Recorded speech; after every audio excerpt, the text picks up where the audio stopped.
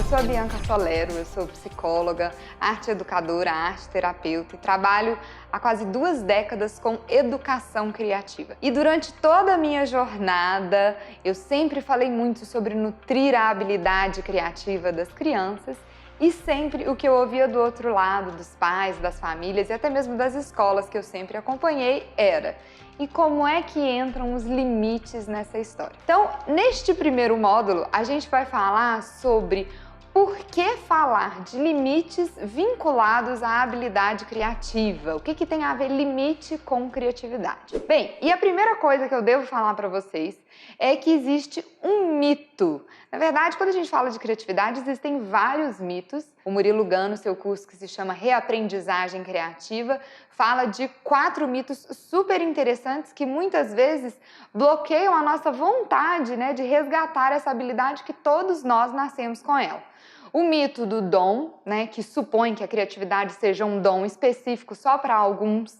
O mito do artista, que supõe que a criatividade seja uma coisa que só artistas precisam usar. O mito do acaso, que supõe uma certa postura muito estática, nossa, como se a criatividade fosse algo que viesse do acaso. E o mito da criação, como se criatividade tivesse que ser algo que trouxesse muita originalidade, que criasse algo novo, nunca existido antes. E na verdade, não é isso, A criatividade, ela não é um dom, todo mundo nasce com ela. Ela não é só para artistas, todo mundo precisa de criatividade para resolver problemas, para desenvolver o pensamento flexível, que é tão necessário no futuro hoje em dia. A criatividade não tem a ver com uma criação super original. Se você for reparar, tudo surgiu de pelo menos 2 coisas que já existiram antes e que foram combinadas e deram origem a algo criativo. E a criatividade não surge do acaso. Existe um processo criativo que, se a gente estudar, a gente vai conseguir resgatar essa habilidade. Mas se estamos falando de crianças, estamos falando de uma habilidade natural que nasceu com elas, cabe a nós adultos educadores nutrir esta habilidade. E toda vez que a gente fala de nutrir, o 5º mito que eu acrescentaria nesse assunto de criatividade é um mito de que pode tudo, É um mito quando a gente fala de liberdade criativa, de que vale tudo, de que tudo pode, e na verdade não é bem assim. Limites é algo fundamental para qualquer educação saudável e equilibrada, e os limites podem sim favorecer a habilidade criativa, e é isso que a gente vai ver aqui no curso. Com certeza você, educador, já ouviu falar, antigamente falava-se mais a expressão tudo tem limite. É verdade, eu também acredito que tudo tem limite, que nenhum extremo é super positivo, e então vamos dizer que a criatividade também tem limites. E por que é importante a gente pensar que até a criatividade tem limites? Isso porque o nosso cérebro sempre vai gastar mais energia para pensar criativamente. Se a gente entender que criatividade é sempre buscar um caminho alternativo, ou seja, alguma coisa diferente do original, eu gosto de pensar muito que a criatividade está muito vinculada ao pensamento flexível, aquele que sempre olha para um outro viés, uma coisa que a gente está olhando sempre do mesmo jeito. Para fazer isso, o cérebro vai gastar mais energia.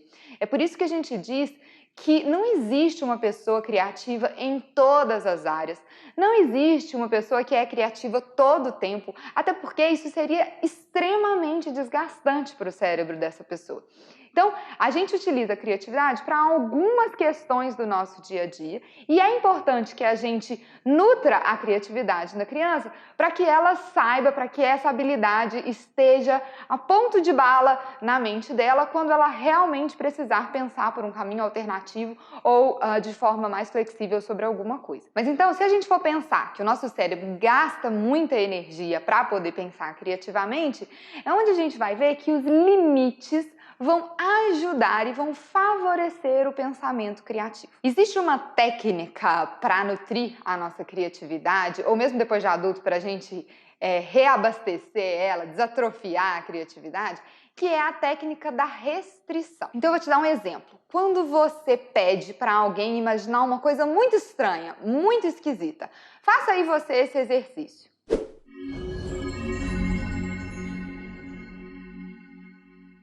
A aposto que o seu cérebro está gastando mais energia do que se eu te fizer uma restrição, do que se eu te disser assim, pensa num animal muito estranho e esquisito.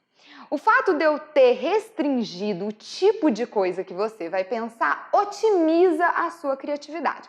Então, eu gostaria de dar essa informação para a gente aqui no início, para a gente entender que o limite deve funcionar muito mais como um potencializador do pensamento criativo do que como um limitador. E a gente vai ver isso mais para frente aqui.